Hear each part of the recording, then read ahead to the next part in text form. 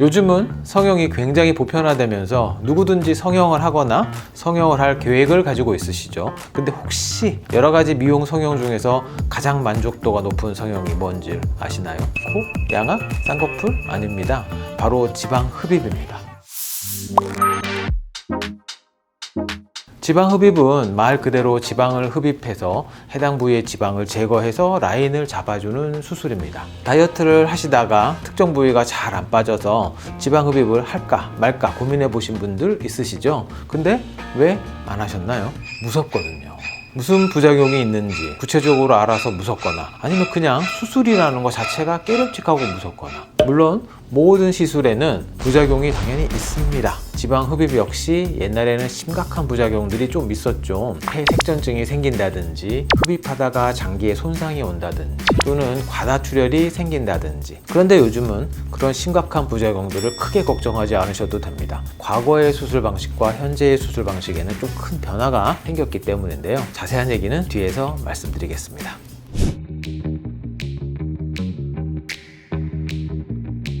셀룰라이트라고 다들 들어보셨을 겁니다. 운동을 해도 잘 안 빠지는 살들이 바로 셀룰라이트입니다. 근데 이 셀룰라이트는 왜 잘 안 빠지는 걸까요? 셀룰라이트는 구조적으로 주변에는 혈관들이 거의 없습니다. 그래서 수술을 할 때 보면 메스로 셀룰라이트를 잘라도 피가 거의 나지 않습니다. 신기하죠? 근데 우리는 인체 모든 성분들이 혈관을 통해서 주입을 받고 배출도 하고 하는데, 셀룰라이트 된 부위는 주변에 혈관들이 별로 없다 보니까 내가 다이어트를 아무리 해도 혈관으로 지방 성분이 분해돼서 빠져나갈 길이 없다는 겁니다. 그래서 셀룰라이트가 잘 안 빠지는 겁니다. 웬만큼 다이어트에서는 이 부분은 잘 안 빠지죠. 셀룰라이트, 이놈을 빼려면 엄청 오랜 기간 운동을 하고 체중도 많이 감량해야 조금 빠지게 되는데, 그 기간 동안 너무 변화도 없고 힘들다 보니까 많은 분들이 지방 흡입으로 셀룰라이트를 뺄까 말까 고민하게 되는 거죠. 실제로 지방 흡입은 이렇게 셀룰라이트가 많은 분들한테 효과가 좋습니다.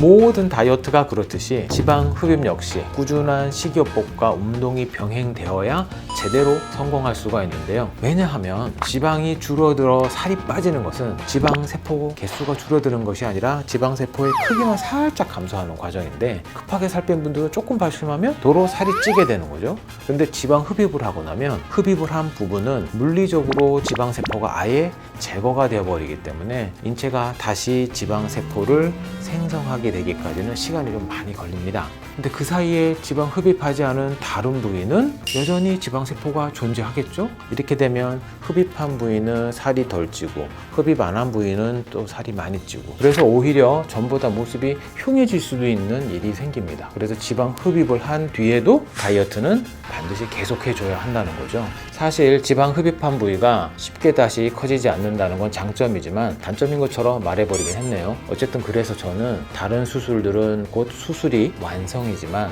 지방 흡입은 수술이 관리의 시작이라고 늘 강조를 합니다. 지방 흡입을 체중 감량 목적으로 생각하지 마시고 라인을 다듬는 수술로 생각하시고 접근하는 것이 올바른 다이어트를 위해 훨씬 더 도움이 되실 것 같습니다.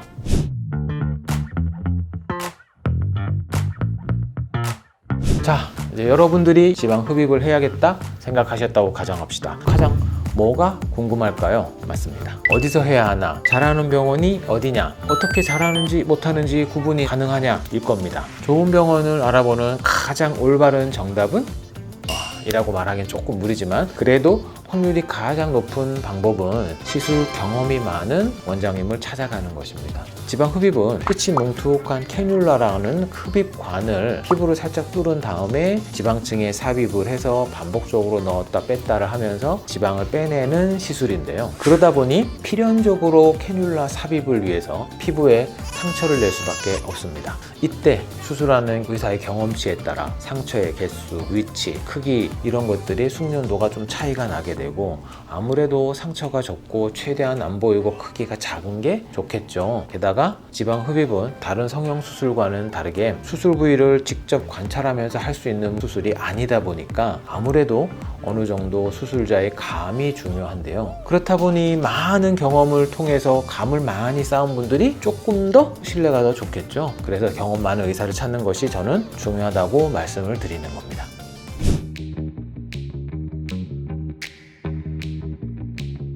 지방 흡입을 상담하다 보면은 지방을 얼마만큼 뽑는지에 대해서도 많이 질문을 해주시는데요. 제가 만든 어떤 환자분은 다른 병원에서는 허벅지 10,000cc 뽑아낸다고 하던데요? 라고 하시더라고요.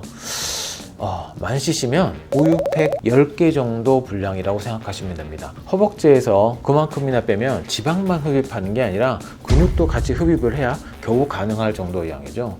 저 같은 경우 오늘 엄청 많이 뽑았는데 했을 정도가 대략 허벅지에서 한 5,000-6,000cc 정도가 됩니다. 사실 이렇게 숫자로 몇 cc 뺀다 이러면 환자분들은 일단 같은 값이면 많이 빼는 게 좋을 것이라고 오해할 수 있죠. 하지만 많이 빼는 것보다 울퉁불퉁함이 없이 예쁘게 라인을 만들어서 빼는 것이 훨씬 중요합니다. 지방에는 다 빼서 없애야만 할 지방만 있는 게 아니라 혈관, 신경 이런 것들이 지나다니는 아주 컴팩트한 지방층이 있는데, 이런 것들은 생존을 위해서 최소한의 지방만 존재하는 지방층인데, 이 부위는 살이 쪄도 잘 커지지는 않습니다. 근데 간혹 경험이 부족한 원장님들이 너무 많이 빼려다가 이 지방층을 빼버리게 되면 울퉁불퉁해지는 이런 부작용이 발생을 하게 되죠. 무조건 흡입을 많이 한다고 해서 좋은 건 절대로 아니라는 것 반드시 명심하고,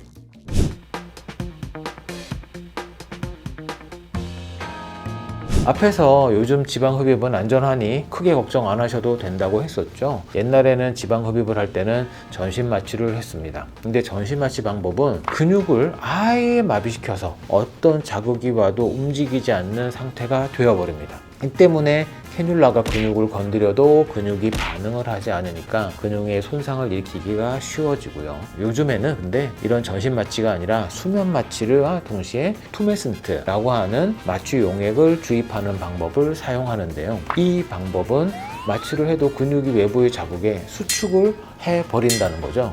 그래서 캐뉼라의 침입을 막기도 하고 수술자가 근육의 위치를 파악하기도 쉬워서 더더욱 안전한 수술을 할 수 있게 되는 것이죠. 투메슨트 용액이란 말을 했는데요. 이게 뭐냐? 리도케인이라고 하는 국소 마취제하고 에프네프린이라는 혈관 수축제를 섞은 것인데요. 이 수술 부위를 마취함과 동시에 출혈을 줄이는 효과가 있습니다. 또한 수액을 투여해서 지방세포가 말랑말랑해져서 뽑아내기 수월해집니다. 이런 탁월한 효과 때문에 과거에는 투메슨트 용액을 너무 많이 넣어서 수술하곤 했는데, 많이 넣어서 하다 보니까 수술 후에 보면 부어서 울퉁불퉁해지는 부작용이 발생해지면서 요즘에는 최대한 투메슨트 용액 사용을 자제하면서 수술하는 추세입니다. 저 같은 경우도 수술 범위의 넓이와 제거할 지방량에 따라서 사람마다 투메슨트 양을 조절해서 수술을 하고 있습니다.